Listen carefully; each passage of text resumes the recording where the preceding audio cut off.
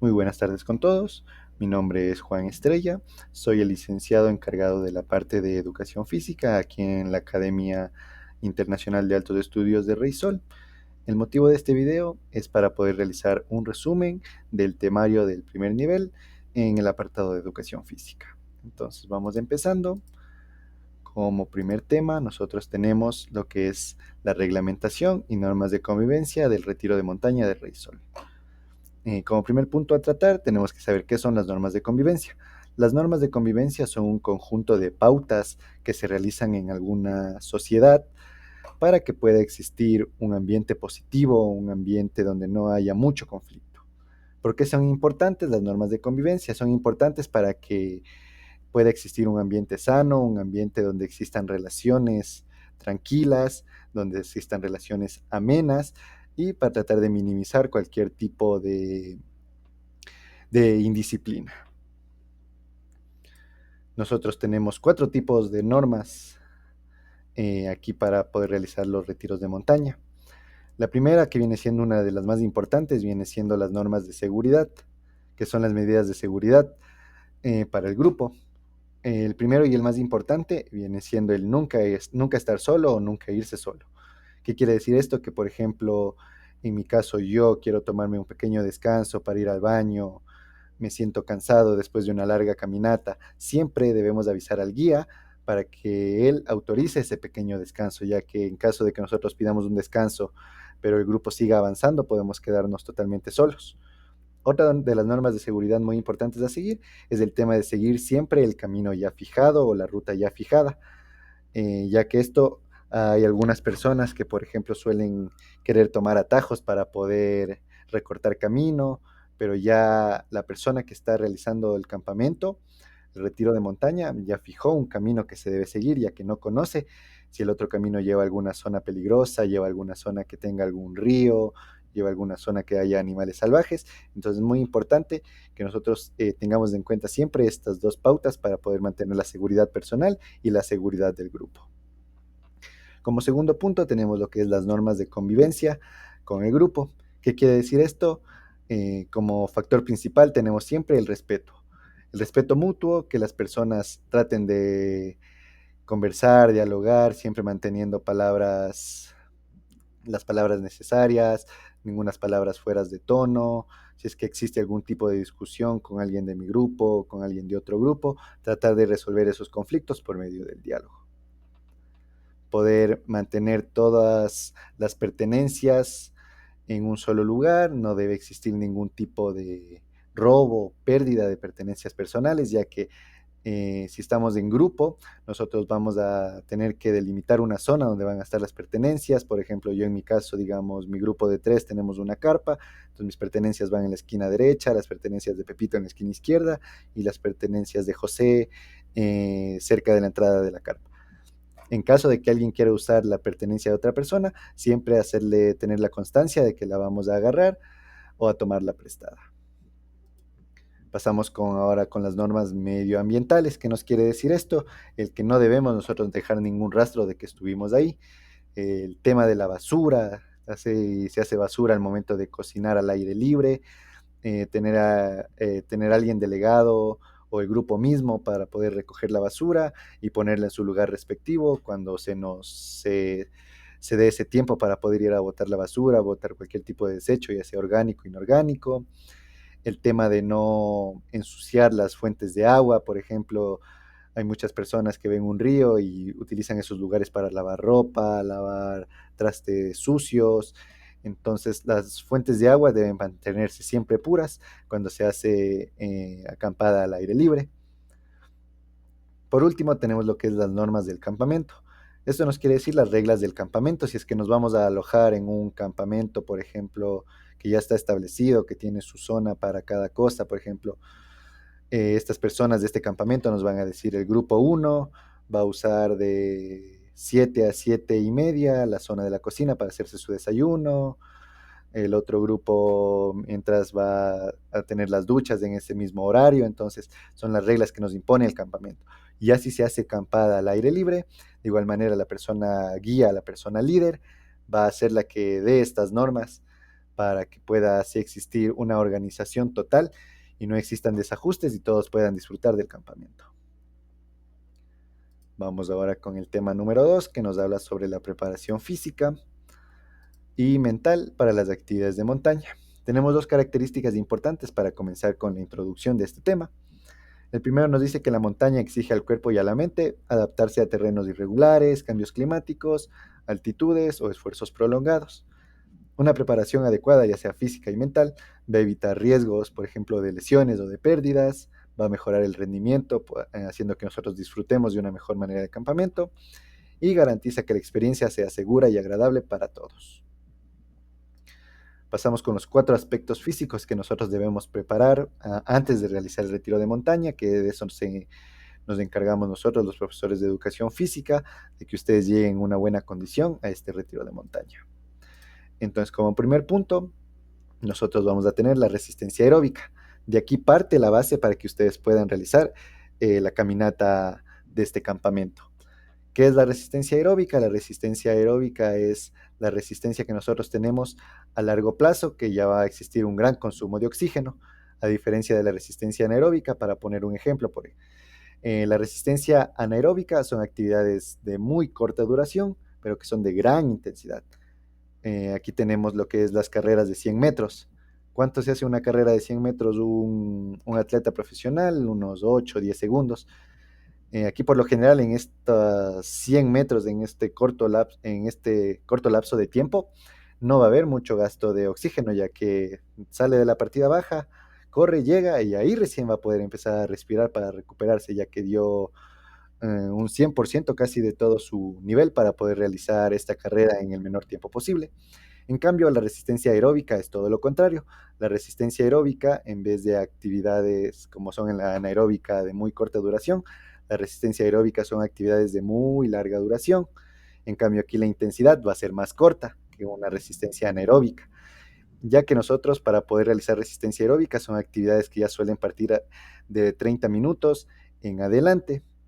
El tema de caminatas, trotes, actividades como lo son el tema de bicicleta, el nadar, son actividades que ya en nosotros requieren una resistencia aeróbica, que haya más gasto de oxígeno. ¿Cómo podemos nosotros tratar de entrenar esto? Por medio de las clases hacemos ejercicios de trotes, ejercicios de caminatas durante un buen tiempo. Si alguien consta de estos implementos como lo son la bicicleta o la elíptica en su casa o puede permitírselas de ir a un gimnasio, también son una buena manera de entrenar este tipo de aspecto físico. Pasamos al siguiente, que nos habla de la fuerza muscular. Este nos habla de que nosotros tenemos que desarrollar fuerza para poder soportar el peso, por ejemplo, de llevar la maleta para el campamento. Es una maleta que por lo general suele llevar varias mudas de ropa, a ver si es que te entra la carpa ahí, instrumentos, entonces por lo general suele ser muy pesado. Entonces la fuerza muscular para un campamento, lo importante es poder sobrellevar ese peso. No voy a entrar mucho en esto, ya que adelante vamos a poder ver cómo desarrollar esta fuerza muscular. Hablamos ahora de la movilidad. De igual manera, cuando hablamos de movilidad, intrínsecamente ya hablamos de lo que es el tema de la flexibilidad. La flexibilidad o la movilidad va a ser muy importante para así poder evitar algún tipo de riesgo de lesión y poder realizar movimientos más amplios si es que tenemos que caminar por algún terreno de difícil acceso, terrenos en los que se debe dar saltos entre piedras para evitar un río. Entonces la movilidad es muy importante en 3 puntos como lo son. Lo primerito es realizar siempre una lubricación articular. Esta lubricación articular debe durar entre 5 a 7 minutos. Aquí se hace ejercicios de movilidad para todas las articulaciones. Como bien sabemos, articulaciones yendo de arriba para abajo, tenemos cuello, hombros, codos, muñecas, cintura, rodillas y tobillos. Esas son las articulaciones que nosotros debemos lubricar, dándole especial énfasis en lo que es el tema de cadera, rodillas y tobillos, ya que al momento de realizar la caminata con peso, ellos son los que más van a tener que trabajar. Otro punto en la movilidad es el realizar ejercicios de estiramientos dinámicos antes de realizar la caminata para empezar a mandarle señales al cuerpo de que vamos a realizar una actividad Y de igual manera, al momento de acabar la caminata o la actividad que estamos haciendo, realizar ejercicios de estiramiento estático, ya que de esta manera, con ejercicios de estiramiento estático, nosotros ya le mandamos la señal al cuerpo de que la actividad terminó y que ya pueden empezar a descansar. Por último, tenemos el tema de lo que es la aclimatación. Por lo general, el campamento que se realiza suele haber climas fríos o incluso puede que llegue a llover. Como bien sabemos, de igual manera, a mayor altura hay menos oxígeno, ¿no es cierto? Lo que va a hacer que la persona se esfuerce más, se canse más rápido. Entonces es muy importante la aclimatación, llevar siempre las capas de ropa adecuada para no poder sentir frío, adaptarse a estos cambios climáticos va a ser muy importante para poder disfrutar de la montaña sin ningún tipo de exigencia que genere en nosotros una molestia grande. Pasamos ahora con la preparación mental. De igual manera tenemos 4 aspectos importantes aquí. El primero viene siendo el manejo del estrés o de la ansiedad. Para nosotros poder manejar el estrés o la ansiedad va a haber un punto muy importante que va a ser siempre y va de la mano con el punto número 2, que va a ser la actitud positiva. ¿Qué quiere decir esto? No ver al tema del estrés como un problema. Por ejemplo, hay personas que ya caminan 45 minutos y les dicen ya cuánto falta para llegar, aún falta, estamos a 3 cuartos de camino, estamos a mitad de camino. Empiezan a estresarse, a generar una ansiedad, a decir cuándo iré a llegar, qué estresante es esta situación, ya he caminado mucho, ya me empiezan a doler los pies, estoy sudando. Todo ese tipo de pequeñas cosas generan en las personas un estrés, pero si nosotros lo relacionamos con el segundo punto de mantener una actitud positiva, empezar a ver esto como una experiencia que nosotros va a hacernos mejores en un futuro, ya puede ser a corto, largo plazo, mediano plazo, vamos a hacer que vamos a poder manejar el estrés de una mejor manera. El tercer punto tenemos lo que es la toma de decisiones. A veces hay personas que cuando ven o tienen que tomar alguna decisión empiezan a molestarse, ven esto como un problema muy grande, en especial si es que son líderes de un grupo. Es por eso que una persona que es líder de un grupo para hacer la toma de decisiones debe tener muy en cuenta pequeños factores. Por ejemplo, poniendo un ejemplo, ¿no es cierto? Digamos, vemos que nuestro equipo está ya muy cansado, muy fatigado. Entonces, que en el caso de lo que vemos aquí, tenemos 2 caminos. Como líder del grupo y viendo esos pequeños aspectos, lo que nosotros vamos a decidir es tratar de ir por el camino más corto, para así poder hacer que nuestro grupo rinda de la mejor manera. Y por último tenemos el trabajo en equipo. De igual manera, el líder no es que él se va a cargar todo ese peso de la decisión solo en él. Si tiene mucha confianza en su equipo, puede hacer una reunión, una conversa para decir qué tal, muchachos, creen que puedan ir por este camino, quieren tomar el camino más corto, que a lo mejor tiene un poquito de más difícil acceso, pero vamos a llegar más rápido, o creen que se ven con las ganas, la actitud, la fuerza para ir por el camino normal, establecido. Entonces el trabajo en equipo es muy importante, el tema de designar tareas, el tema de apoyarse unos a otros, como podemos ver en la imagen. Entonces la preparación mental va todo unido o arraigado para poder así disfrutar del campamento de Rey Sol. Como conclusión, tenemos que la preparación física y mental forma un binomio inseparable. ¿Qué quiere decir esto? Que en caso de que falte uno de los dos, no haya uno de los dos, ya la experiencia no va a poder ser tan disfrutable. El cuerpo debe estar fuerte, resistente y flexible, pero también la mente debe ser capaz de enfrentar este tipo de cambios, ya sea climáticos, tomar decisiones y mantener la calma. Pasamos de esta manera al tema número 3, que nos habla ya sobre la musculación y el fortalecimiento de piernas, brazos y tronco. ¿Qué quiere decir esto? Entonces, vamos ahí con la pregunta. ¿Por qué los soldadores deben trabajar la musculación? El principal aspecto, punto que nosotros tratamos aquí es el tema de que el soldador siempre va a estar trabajando en posiciones incómodas o en posiciones que demanden que esté de pie o en esa posición durante periodos largos de tiempo para poder realizar su trabajo. Como podemos observar aquí en las imágenes, una posición en la que nuestra pierna debe estar subida a algún soporte, nuestro brazo debe estar aguantando sin ningún tipo de apoyo durante un periodo largo de tiempo. Significa que nosotros tenemos que trabajar el fortalecimiento de todos nuestros grupos musculares para así poder soportar el trabajo durante mucho más tiempo sin generar ningún tipo de fatiga. En la parte de los brazos, ¿cuáles son los principales músculos? Nosotros tenemos como músculos el deltoides. El deltoides recubre la parte del hombro, ¿no es cierto? Y el deltoides es el que permite el movimiento, cualquier tipo de movimiento del brazo, la extensión, el subir, el bajar, la abducción, la aducción. Entonces el deltoides es muy importante ya que va a permitir cualquier tipo de movimiento en nosotros del brazo. Pasamos al siguiente músculo que viene siendo el músculo del bíceps, que su principal función es la de poder flexionar el brazo, ¿no es cierto? Y de igual manera tenemos como su músculo agonista, no, perdón, como su músculo antagonista, el tríceps, ¿no es cierto? Que va a realizar la función contraria. Si el bíceps flexionaba, el tríceps va a extender. Ambos son muy importantes ya que van a permitir el tema de del poder mover toda la parte de igual manera del brazo, poder generar empuje, el tema de generar el aguante, el tema de agarrar objetos, sale del bíceps y del tríceps. Como otro músculo que nosotros tenemos, vamos con la parte del antebrazo.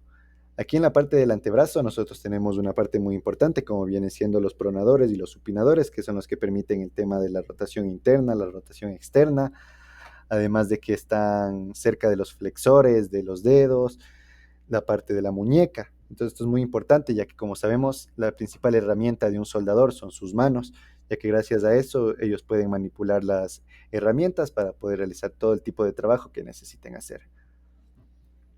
¿Cómo nosotros podemos entrenar los brazos? Por ejemplo, aquí tenemos ejercicios que son de calistenia, ejercicios que se pueden realizar regularmente en la casa, que no necesitan ningún tipo de implemento especial, como lo pueden ser implementos de gimnasio. Perdón, entonces vamos, ¿cómo entrenarlos? Podemos utilizar ejercicios como lo son las flexiones de brazos, ejercicios tipo cangrejo, ya sea en estático o en movilidad, o como lo podemos ver aquí en la tercera foto, que es un ejercicio llamado fondos, que solo se necesita una silla. Vamos ahora con los músculos de la pierna. Como principales músculos tenemos lo que son la parte de los aductores, isquiotibiales, abductores, los cuádriceps, los glúteos y los gemelos. Darle principal énfasis en la parte de lo que son los cuádriceps y los gemelos, ya que estos son los músculos que, por ejemplo, suelen sostener lo que son las posiciones incómodas, por ejemplo, posiciones de cuclillas, trabaja mucho la parte de glúteos, la parte de gemelos, la parte de cuádriceps, los aductores que permiten juntar las piernas, los abductores que permiten separar las piernas, que son muy importantes para el tema de mantener el equilibrio y estabilizar la cadera. Entonces, ¿cómo podemos nosotros entrenar la parte de las piernas? De igual manera, con ejercicios de calistenia, nosotros lo que podemos hacer es ejercicios de sentadillas, ejercicios de zancadas, como podemos observar en la segunda imagen, zancadas con o sin salto, ejercicios de pliometría, que vienen siendo ejercicios de saltos, o uno muy importante, como viene siendo el saltar la soga, que va, aparte de trabajar todos los músculos de la pierna, también va a ayudar a trabajar algo de los músculos del brazo. Y por último, vamos a hablar de los músculos del tronco. Como bien sabemos, aquí lo que nosotros queremos enfocarnos más es en la parte del core, que viene siendo los abdominales, y la parte de dorsales y espalda baja. ¿Cómo nosotros podemos entrenarlos? Por ejemplo, podemos entrenar por medio de abdominales o por medio de ejercicios de planchas. Como conclusión, tenemos una conclusión para cada grupo muscular. Para la parte del tronco es el pilar, ya que significa el mejor equilibrio, menos fatiga en posturas difíciles y la clave para prevenir el dolor de espalda, ya que, por ejemplo, es ya de conocimiento que cuando un soldador, después de haber tenido una larga vida en ese trabajo, las lesiones o los lugares donde más suelen tener problemas ya al momento de envejecimiento es en la parte de las caderas, en la parte de la espalda baja y en la parte de hombros y muñecas. Como conclusión para la parte de los brazos o tren superior, tenemos que la resistencia muscular en esta zona se traduce en trabajos de soldadura más estables y precisos durante jornadas largas. Y las piernas proporcionan la base de poder levantar material, moverse en el sitio y mantener la postura por horas. De esta manera pasamos al tema número 4, que viene siendo el entrenamiento de resistencia y control respiratorio. La resistencia y el control respiratorio van totalmente de la mano, ya que como habíamos hablado anteriormente, la resistencia aeróbica o anaeróbica van a ser parte diaria de la vida del soldador. ¿Por qué es importante que tengan un buen control respiratorio?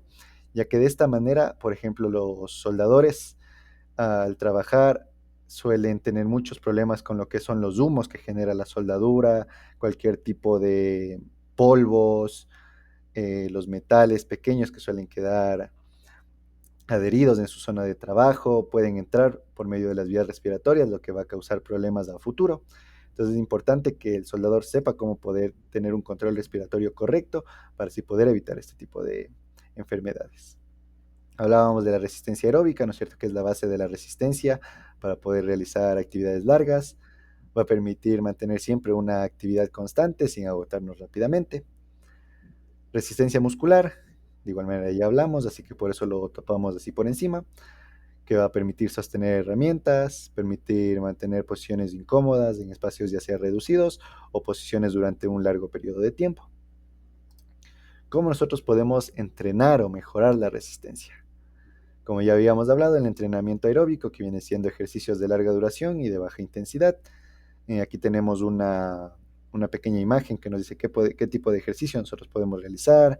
Tenemos caminadoras, tenemos bicicletas, tenemos danzas o bailoterapias, la natación, fútbol, el básquetbol, caminatas en zonas inclinadas. Entonces, todo ese tipo de ejercicios que se realicen con una frecuencia, ya que por lo general el soldador ya es una persona que trabaja de lunes a viernes, de lunes a sábado, no suele tener este tipo de tiempo para poder realizarlas, pero es por eso que aquí en Reysol tratamos de brindar ese espacio para que sepan cómo realizarlas, cuándo realizarlas, para que sí mantengan un buen control de ello. Simulaciones funcionales, ¿qué nos quiere decir esto? Es como, por ejemplo, ponernos el traje de soldador, ponernos la máscara y todo lo que implica, y tratar de realizar una simulación de que estamos realizando trabajo. Por ejemplo, en la imagen podemos ver una persona que está realizando una simulación, que está realizando soldadura en una escalera, en una posición incómoda. Entonces, de esta manera nosotros podemos hacer que el cuerpo se adapte y obtenga mayor resistencia. Los estiramientos son muy importantes, como ya habíamos hablado en un tema anterior, antes y después de realizar la actividad, e incluso podemos realizar estiramientos en medio de la actividad. Por ejemplo, estamos manteniendo una posición en la que nuestra espalda baja está sufriendo mucho, ya que estamos en una posición inclinados. Entonces, se recomienda que cada 15 minutos se trate de variar un poco la postura. Entonces, después de estar unos 15 minutos en esa posición, volver a la posición normal, estirar un poco la parte de la espalda baja, poniendo las manos sobre la zona lumbar, empezar a estirar, a moverse para que en la noche, al momento de poder irse a dormir, suelen ver los efectos de no realizar estos estiramientos. Pasamos ahora a lo que nos habla del control respiratorio. ¿Cuál es la ventaja de tener un buen control respiratorio? El que nosotros tengamos un buen control respiratorio va a hacer que la sangre se oxigene de una mejor manera. La sangre, al oxigenarse de una mejor manera, lo que va a hacer es que la circulación de todo nuestro cuerpo entre la sangre, salir la sangre contaminada y la sangre oxigenada, cuando nosotros realizamos la exhalación, la inhalación, va a verse mejorada, lo que va a hacer que la fatiga no se acumule tan rápido en nosotros. Para poder realizar un control respiratorio se recomienda realizar estos dos tipos de respiraciones. Una que es la respiración diafragmática. ¿Qué nos quiere decir? Por ejemplo, de aquí tenemos cuáles son los pasos para poder realizar una respiración diafragmática de una correcta manera, ¿no es cierto? Inhalar lenta y profundamente, llevar el aire hasta el fondo de los pulmones. Cuando nosotros llevamos el aire hasta el fondo de nuestros pulmones, se puede observar claramente cómo el abdomen se va a levantar. Y como último paso, ya exhalamos. De esta manera se contrae el estómago y así podemos tener un control de nuestra respiración. Otra manera de poder controlar nuestra respiración es con la respiración en caja. ¿Qué quiere decir en caja? Que va a ser tipo un cuadrado, ¿no es cierto? Va a ser los tiempos iguales. Se inhala contando 4 segundos, se mantiene 4 segundos, se exhala de igual manera en 4 segundos y otra vez se descansa 4 segundos y volvemos a realizarla. Entonces, esta es una manera de cómo podemos nosotros tener un control respiratorio en cualquier tipo de actividad que estemos realizando, ya sea si estamos entrenando o realizando actividades de soldadura. Como conclusiones, tenemos que el entrenamiento de resistencia permite a los soldadores trabajar con mayor eficiencia, menos fatiga y más precisión. El control respiratorio va a ser clave para mantener la calma, controlar el pulso, optimizar el aire y garantizar la seguridad. Continuamos ahora con lo que es el tema número 5, que nos dice técnicas básicas de supervivencia en entorno natural. Entonces aquí, en este apartado, nosotros vamos a ver cuáles son los kits de supervivencia básicos que una persona debe llevar cuando va a acampar al natural y cuáles son las técnicas de supervivencia en caso de tener algún tipo de accidente o pérdida. Como kit de supervivencia básico, que se recomienda para cualquier tipo de actividad al aire libre, senderismo, campamento, escalada de montaña, todo ese tipo de actividades, se recomienda que el kit de supervivencia básico debe llevar lo siguiente: un mapa de la zona, un galón de agua, una herramienta multifunciones, un kit de primeros auxilios, comida enlatada, una linterna, en caso de poder conseguir una brújula, y un walkie-talkie. Con este kit de supervivencia básico, es que uno ya, si tiene todo listo, es que se puede sentir seguro de poder ir a una zona al aire libre. ¿Cuáles son las técnicas de supervivencia? Tenemos, lo primero va a ser buscar la supervivencia personal, uno mismo, preocuparse primero por uno mismo. Perdón. De esta manera nosotros tenemos que hablar de siempre mantener niveles de agua óptimos, mantenernos hidratados. En caso de ver que el agua se está acabando, tratar de buscar una fuente de agua limpia. A veces las partes de las cuevas o zonas cerca de lagos, ríos, riachuelos, suele haber zonas donde hay partes donde puede caer este tipo de agua que nosotros podemos reabastecernos de agua. Buscar el refugio, por ejemplo, el tema de buscar algún tipo de cueva, algo que nos proteja en caso de que llueva, siempre y cuando nos aseguremos de que en esa zona no haya fauna que pueda ser peligrosa para nosotros. Por ejemplo, hay veces que los refugios suelen encontrarse algún tipo de osos, pero bueno, esto suele verse más en zonas de Europa, ¿no es cierto? Y la gestión de los alimentos. La comida enlatada va a ser un punto muy importante, ya que puede durar varios días, siempre y cuando la racionemos bien. No comer, no tratar de ingerir plantas silvestres si es que no se tiene el conocimiento adecuado de si son o no venenosas, son o no comestibles. Después, nosotros tenemos lo que es la parte de la orientación, que de esto de igual manera lo vamos a topar superficialmente, ya que hablaremos de ella más a fondo en un tema posterior. Por ejemplo, cómo nosotros podemos orientarnos por el tema de la posición del sol. Sabemos que el sol sale por el este y se esconde por el oeste. Hay algunas personas que tienen conocimientos del tema de estrellas, poder ver constelaciones, o otra que es muy utilizada, que es la parte de las estructuras naturales. Si es que hay un árbol grande, rocas grandes que podamos nosotros guiarnos gracias a ellas. Continuamos ahora con el tema número 6. ¿Qué nos dice el tema 6? Nos habla sobre la orientación, el trabajo en equipo y el liderazgo en campamento. ¿Por qué son importantes estas tres habilidades? Estas tres habilidades en conjunto forman una base de lo que se quiere manejar en un campamento. Una persona que sabe mantener, trabajar estas habilidades, enseñar estas habilidades, va a hacer que va a hacer que la experiencia de un campamento, de una actividad al aire libre, sea más disfrutable y sea totalmente entretenida para él mismo y para las demás personas.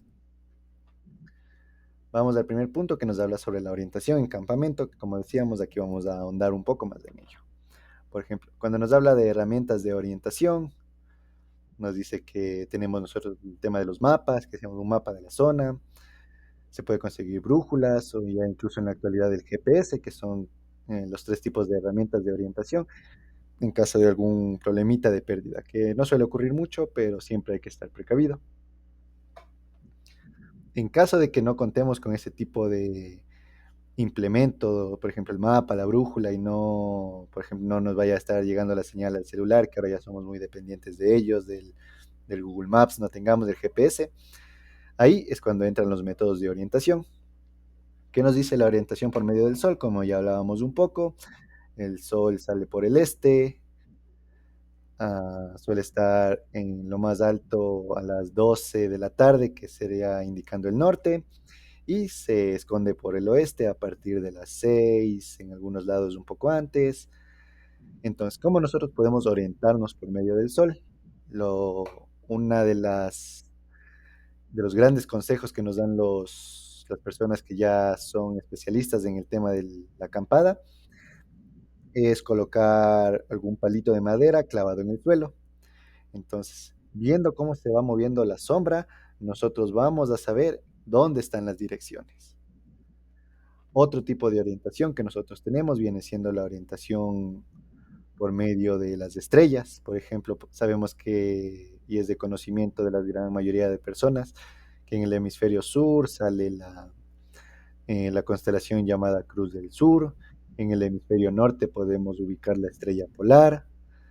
Entonces, por medio de las estrellas, todo este tema de la astronomía, también va a ayudar al tema de la orientación durante la noche, si es que se está en un terreno despejado, ya que no podemos salir a movernos en la noche si es que es un terreno que tiene altibajos, es terreno irregular, es terreno que tiene que realizarse saltos, pasar por puentes. Entonces, solo si es que es un terreno despejado, nosotros podemos realizar este tipo de ubicación por medio de las estrellas. Y otra viene siendo el seguimiento del entorno natural. Por ejemplo, ver estructuras naturales muy reconocibles, como vienen siendo patrones de musgo que suelen crecer en zonas más húmedas, hacia dónde va el flujo del río, ya que por lo general los flujos de los ríos suelen desembocar en algún tipo de ruta o en algún tipo de poblado que suele utilizar ese río para sus actividades diarias, llenar agua, lavar ropa, incluso bañarse. Y por último tenemos lo que son las señales humanas. ¿Qué quiere decir esto? Ir dejando señales o marcas en la naturaleza. Por ejemplo, si ustedes ven, hay documentales, series, películas que siempre para irse guiando van dejando algún tipo de marca, por ejemplo, X, círculos, en árboles grandes, en rocas, van dejando algún rastro, por ejemplo, papeles, algún tipo de señal, pegar algún tipo de señal, también puede, algún tipo de flecha, también puede ser una manera de que nosotros podemos orientarnos, dejando señales o marcas. El trabajo en equipo en campamento, que es una de las habilidades fundamentales que se busca desarrollar siempre. Como primer punto, el tema de la cooperación, el compartir responsabilidades y unir habilidades. El gráfico que tenemos aquí lo explica muy bien. Por ejemplo, para poder crear una idea es necesario que todos aporten sus conocimientos, que todos aporten sus habilidades.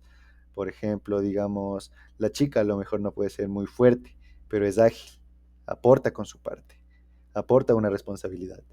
El chico es fuerte, el otro chico es mejor en la toma de decisiones. Y la unión de todo esto va a hacer que nosotros podamos crear una idea, que nosotros nos desenvolvamos de una mejor manera. El respeto y la comunicación, el escuchar y respetar las ideas a pesar de que éstas sean diferentes. Esta es una parte muy importante si es que se quiere llegar a tener un ambiente de convivencia ameno, agradable para todo el grupo, ¿no es cierto? Ya que por lo general todas las personas somos diferentes, tenemos diferentes formas de pensar, diferentes formas de actuar, a veces se coincide, a veces no. Entonces, a pesar de que puedan tener algún tipo de discrepancia, saber respetar que él se ha criado así, él creció así con esa idea, entonces no tengo yo por qué querer venir a implantarle mis ideas, querer cambiar su forma de pensar. La confianza viene siendo el tema de cumplir roles y coordinar las tareas. Si un equipo no tiene confianza, está destinado al fracaso. Siempre, si yo como jefe le doy este rol a él, es porque confío en él, sé que lo va a realizar. Y si no lo realiza, no es que le voy a empezar a increpar, a discriminar, sino que podemos con los demás que ya cumplieron su rol, su tarea, ayudarle a cumplir su rol y de esa manera hacer que todo lo que nosotros nos propusimos lleguemos al éxito.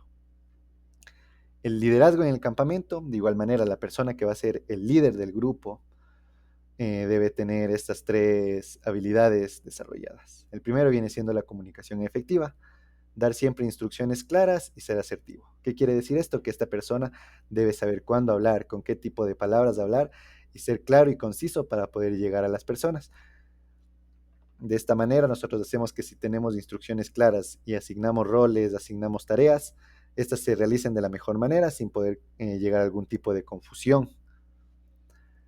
La toma de decisiones, como bien sabemos, el líder va a ser una de las personas que va a estar involucrada en esta toma de decisiones. La persona que va a hacer la toma de decisiones debe tener un análisis crítico de la situación, poder anticipar, tener esa imaginación de poder ver, por ejemplo, si elijo esto, cuál puede ser el riesgo, si elijo lo otro, cuál va a ser el riesgo, si elijo esto tiene riesgo, si elijo esto no tiene riesgo, y siempre, pero eligiendo lo mejor para que el equipo pueda destacar. Por último, tenemos lo que es la motivación. La motivación va a hacer que el líder vaya siempre a impulsar al grupo, manteniendo la motivación y una actitud positiva. Por ejemplo, digamos, si hace una actividad, un juego, y de esta manera van a poder utilizar las duchas.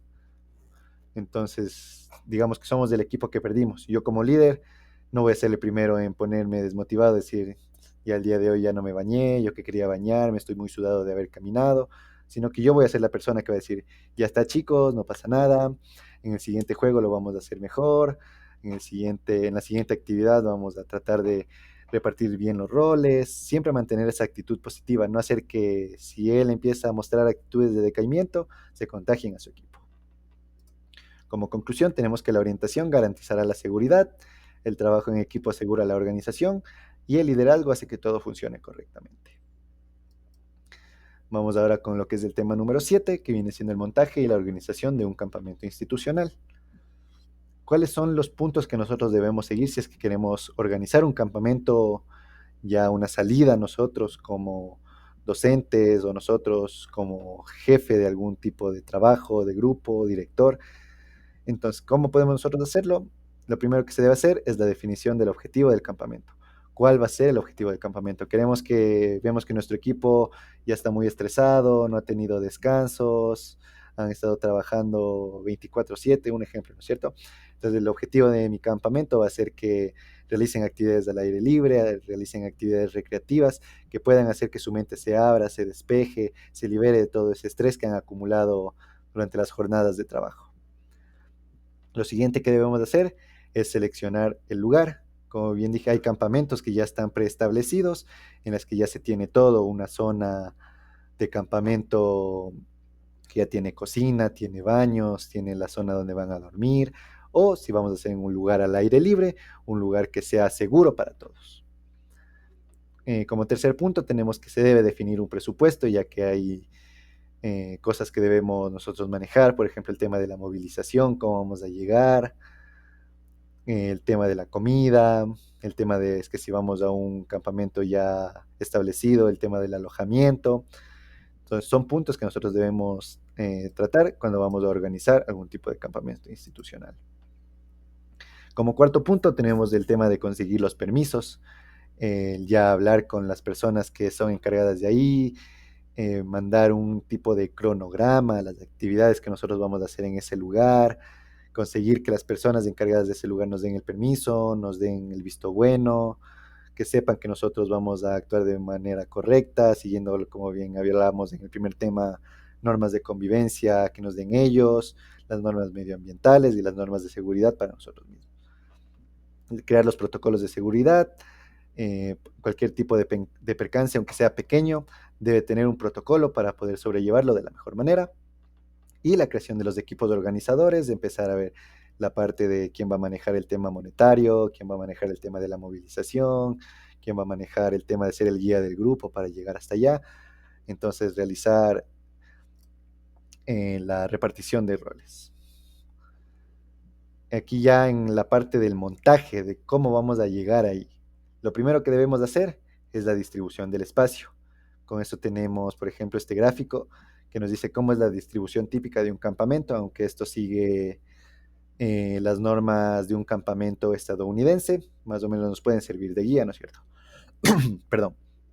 Eh, la parte de la entrada, este es un campamento al aire libre que realizan ellos todas las zonas, ¿no es cierto?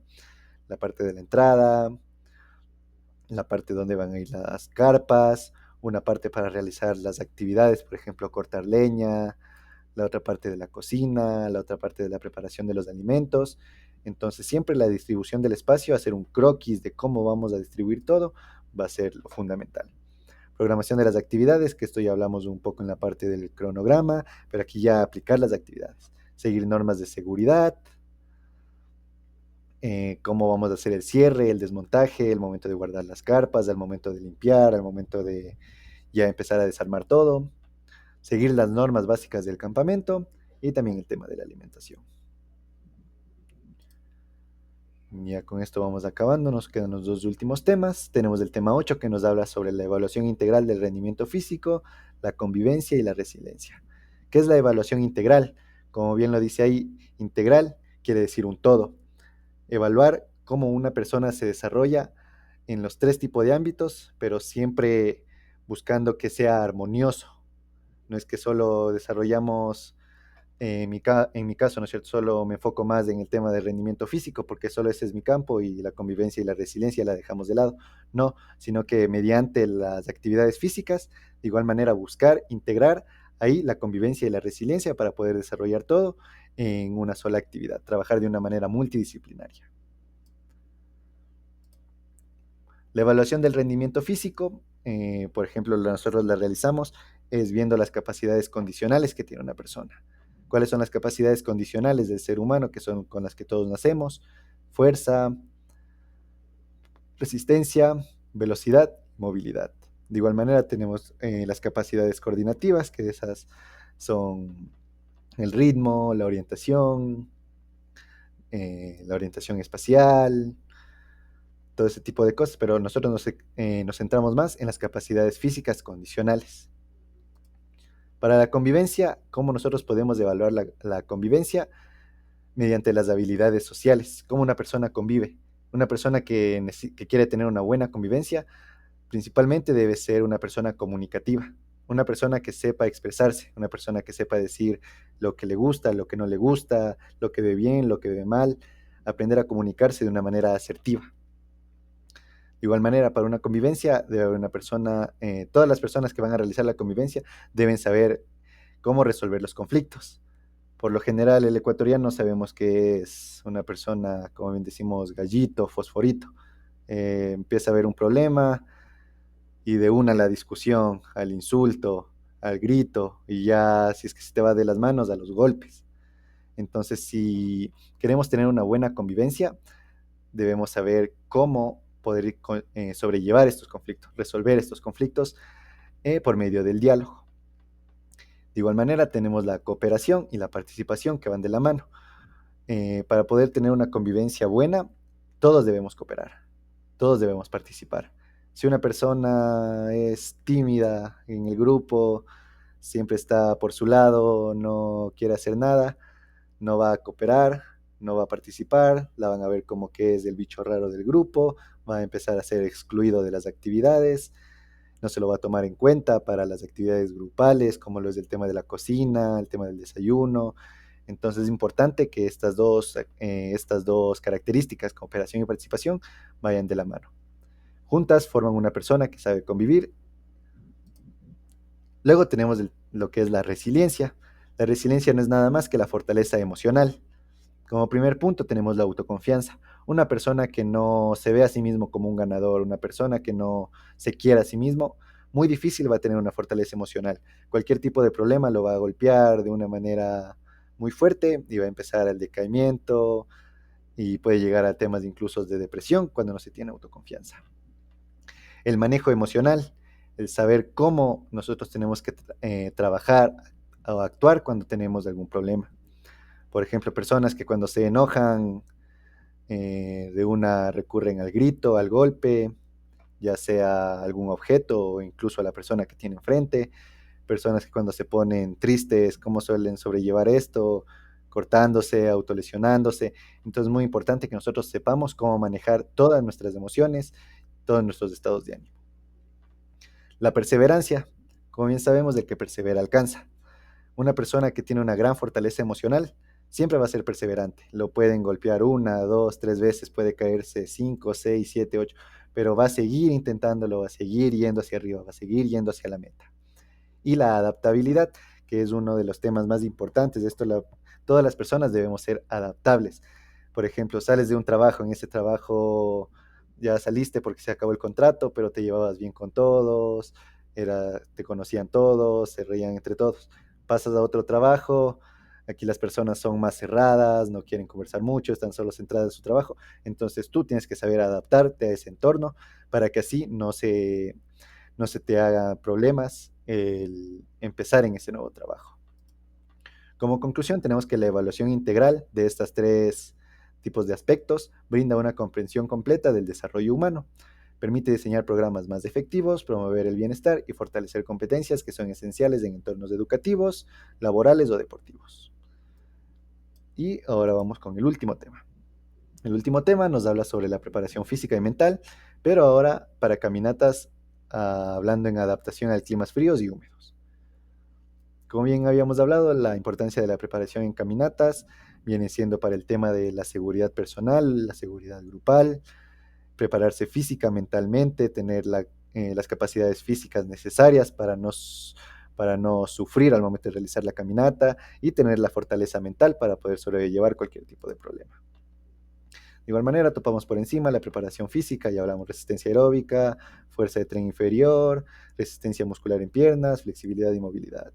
Preparación mental, habíamos hablado del control de estrés, la motivación, la toma de decisiones, resiliencia y trabajo en equipo. Pero lo que a nosotros nos compete ahora es más que nada hablar de la adaptación a climas fríos, cómo nosotros podemos adaptarnos, personas que vienen de la costa, personas que vienen de la Amazonía, que están en un clima caluroso, tropical, y vienen acá a climas que son fríos. Entonces, ¿cómo podemos nosotros adaptarnos? Lo más recomendable en caso de campamentos en climas fríos viene siendo la parte de las capas de ropa. ¿Por qué es importante esto? Como podemos ver en esta imagen, cada capa de ropa va a cumplir una función específica que nos va a ayudar a nosotros. La capa base, que viene siendo la primera capa, tiene como objetivo evacuar el sudor. Esta debe ser de algún material sintético o de lana merina. La capa térmica, que va a ser la segunda capa, tiene como objetivo mantener la temperatura.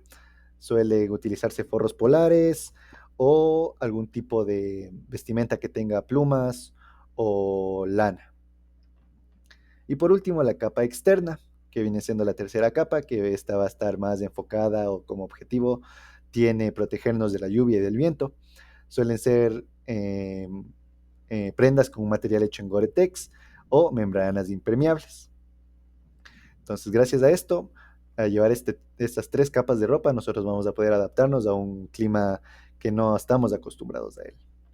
El manejo de la humedad.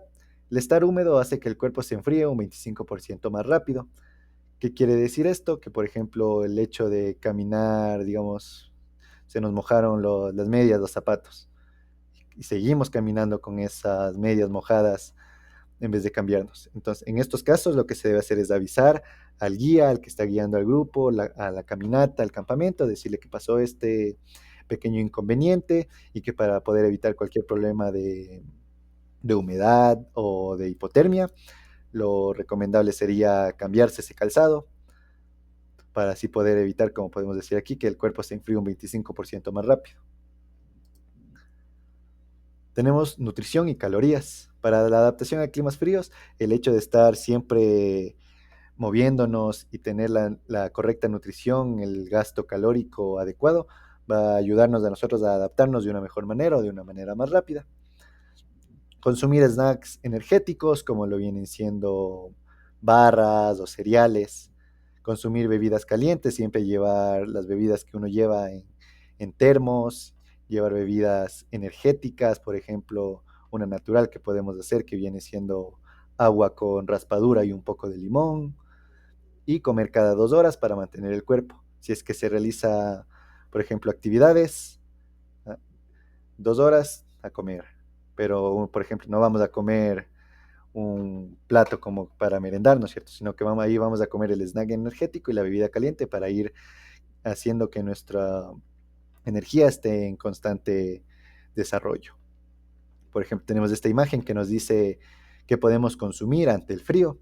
Por ejemplo, nos dice que se debe consumir frutas y verduras que sean ricas en vitamina A, melón, toronja, plátanos, calabaza, lechuga, brócoli, acelga, o incluso podemos incluir en la dieta alimentos ricos en vitamina C, como es guayaba, papaya, kiwis, naranjas, limón, piña, todo eso. Entonces, con esto tenemos ya más o menos una guía de cuáles son las comidas que nosotros necesitamos, si es que no podemos conseguir snacks energéticos.